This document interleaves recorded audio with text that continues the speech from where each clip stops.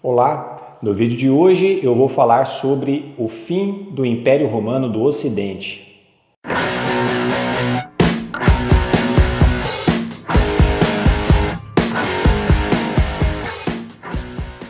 No seu auge, o Império Romano teve dimensões territoriais bastante consideráveis, como nós podemos ver aqui nesse mapa que está aparecendo na tela. Vejam que o Império Romano dominou boa parte aí das áreas, que ficavam em volta do mar Mediterrâneo e até mesmo aí na região mais a oeste, do continente europeu. Eu nem preciso dizer para vocês que cuidar de um império desse tamanho era um baita desafio. Não era simples administrar um império, com essas dimensões territoriais. O que aconteceu com o passar do tempo é que o Império Romano encontrou um limite, quer dizer, ele deixou de se expandir.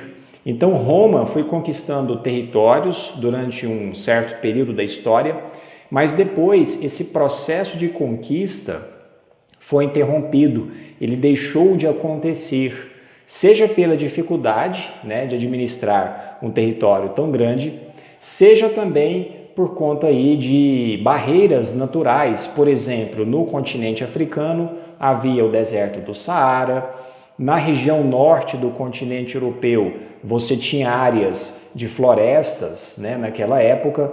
Então essas próprias barreiras naturais também contribuíram para que o império deixasse de crescer. E qual foi a principal consequência disso? Se vocês se lembrarem, o processo de expansão territorial do Império Romano tinha como um dos seus objetivos, a obtenção aí de uma maior quantidade de escravos. Então, durante muito tempo, funcionou da seguinte maneira: Roma conquistava outras áreas e escravizava os povos de diversas dessas áreas conquistadas. Mas agora o império está deixando de crescer, ele não está mais se expandindo para lugar nenhum. Ou seja, Roma não vai conseguir obter grandes quantidades de escravos aí com o passar do tempo. A consequência disso é que o fim da expansão territorial acaba levando ao declínio da escravidão. E é aqui que começam os problemas do Império Romano. Afinal de contas, a economia do império dependia muito da mão de obra escrava. Os escravos no Império Romano trabalhavam nas mais diversas atividades, seja no campo, seja na cidade. Então, quando você tem a diminuição dessa mão de obra, a própria economia romana fica abalada. É isso que vai abrir um cenário para uma crise econômica que, consequentemente, contribui aí para que você tivesse também uma crise política dentro do império. Muitas vão ser as disputas pelo poder, as guerras civis aí ao longo da história do Império Romano. Essas disputas internas pelo poder vão contribuir também para enfraquecer o império. Então veja que nós temos um cenário de fim da expansão territorial, declínio da escravidão, crise econômica e também crise política. Uma forma que o Império Romano adotou para tentar lidar com toda essa situação foi a divisão do território. Então, em 293, nesse ano, o Império foi dividido entre 4 imperadores. E no final do século IV, depois de Cristo, no ano de 395, ficou definido que o Império Romano seria dividido em 2 partes. Por que dessa divisão? A estratégia era dividir o território para ver se ficava mais fácil de administrar os territórios aí do Império. Essa divisão em 2 partes estabeleceu que, de um lado, seria o Império Romano do Ocidente e do outro, o Império Romano do Oriente. O Império do Ocidente tinha sede em Roma e o Império do Oriente tinha sede em Constantinopla. Nesse mapa, que vocês estão vendo agora na tela, nós vemos isso claramente. A parte da direita do mapa é o Império do Oriente, com sede em Constantinopla, que fica aqui entre o Mar Mediterrâneo e o Mar Negro, e a parte da esquerda é o Império do Ocidente, cuja sede era a cidade de Roma. Então vejam que dentro daquele cenário de crise política e econômica, o Império Romano acabou sendo dividido em duas grandes partes. E no caso da cidade de Constantinopla, ela levava esse nome em homenagem ao imperador Constantino, que ordenou a construção dela. Constantinopla foi inaugurada aí no ano de 330 depois de Cristo, né? Nessa imagem que vocês estão vendo na tela, nós conseguimos observar aí uma ilustração que representa a cidade de Constantinopla. Para além de todo esse cenário de crise, o Império Romano, teve que lidar também aí com a presença de povos vindos principalmente da região norte do continente europeu.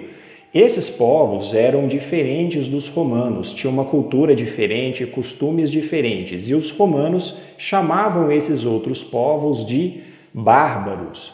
As relações entre os bárbaros e os romanos foram muito complexas ao longo do tempo, porque os bárbaros, em alguns momentos, invadiram os territórios do Império Romano, o que provocou conflitos. Mas a relação entre esses dois povos não foi só de conflitos. Durante certas épocas, nós tínhamos relações até amistosas entre eles, com bárbaros e romanos fazendo aí comércio uns com os outros, estabelecendo alianças políticas, inclusive por meio de tratados. Então vejam que essas relações variavam com o passar do tempo, elas mudavam, com o passar do tempo dependendo do contexto. E por que eu estou falando isso, pessoal? Eu estou falando isso porque nos livros de história mais antigos era muito comum aparecer a expressão invasões bárbaras no Império Romano. Quer dizer, dando a ideia de que os bárbaros invadiram de maneira violenta o Império Romano. Voltando a dizer, isso aconteceu em algumas épocas, mas as relações entre romanos e bárbaros não se resumiram somente a isso. Eu tenho aqui um pequeno trecho escrito pelo historiador Marcelo Cândido da Silva, que vai comentar um pouco dessas relações entre romanos e bárbaros. Vamos ver o que o Marcelo Cândido da Silva fala sobre esse assunto. Cada vez mais os imperadores recorreram a tratados para lidar com esses povos. É o caso de Constantino, que em 332, após vencer os godos, que ocupavam a região do Danúbio, assinou com eles um tratado pelo qual os godos passavam a receber subsídios e o direito de praticar o comércio nas províncias romanas. Em troca, comprometiam-se a fornecer soldados ao império. Assim, apesar de alguns choques violentos, vários grupos bárbaros foram incorporados com sucesso ao mundo romano. As formas de instalação no território romano variavam bastante, indo desde o uso da força até o estabelecimento de alianças com Roma. Em muitos casos, a violência era uma maneira de obter um acordo. Então vejam, nesse trecho, o Marcelo Cândido da Silva nos explica muito bem que essas relações entre romanos e bárbaros, elas variavam entre, de um lado, o conflito e do outro, a integração. E essa variação dependia muito tanto dos interesses dos romanos quanto dos interesses dos bárbaros, ou seja, não era conveniente, ficar em guerra constantemente com o outro lado, se num contexto específico, numa época específica, fosse mais vantajoso fazer algum tipo de aliança com o outro lado. Nesse novo mapa que está aparecendo na tela, nós temos aí algumas rotas que foram percorridas por alguns desses povos bárbaros, com o passar do tempo. Vejam, que faço questão de colocar a palavra bárbaros sempre entre aspas, porque na verdade essa expressão, era a expressão usada pelos romanos para falarem desses outros povos. Os romanos se viam como superiores aos povos aí diferentes deles e por isso eles chamavam os outros povos de bárbaros. Vejam que no mapa, boa parte dessas rotas aí começava principalmente na região norte do continente europeu, que era a região de origem de muitos desses povos. E nesse retângulo amarelo, que serve de legenda para o mapa, vejam que aparece aí a expressão invasões, que é a expressão antiga, que aparecia muito nos livros de história mais antigos, mas também nós temos aí a expressão migrações, justamente dando aí essa ideia de que Os bárbaros não necessariamente invadiram o território do Império Romano, mas passaram em muitos casos a viver dentro do Império por conta de tratados e alianças com o próprio Império Romano. Ou seja, mais uma vez, a relação entre bárbaros e romanos era muito complexa.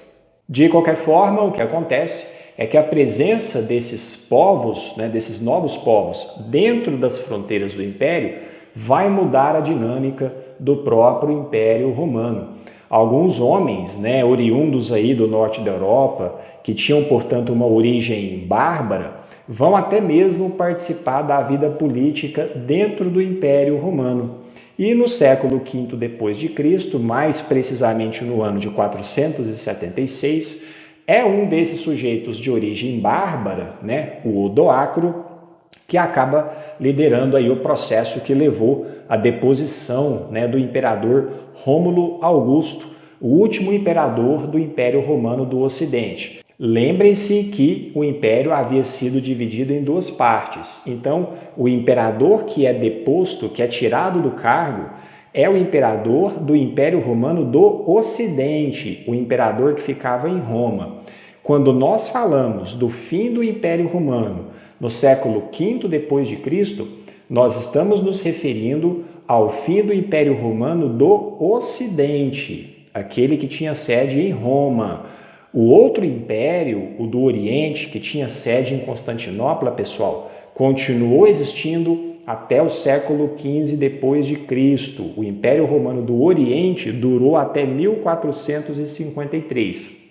Então vejam que naquela divisão em duas partes, após ela, o império termina, chega ao fim, mas o outro vai durar aí por mais algum tempo da história. É muito importante não confundir. E é isso, turma. Espero que vocês tenham gostado do vídeo. Se você achou que esse vídeo foi útil, deixa o like, aproveita, se inscreve também no canal e compartilhe esse vídeo com as pessoas que você conhece e que você sabe que também estão estudando a disciplina de História. Beleza? Vou ficando por aqui. Vejo vocês no próximo vídeo. Abraço!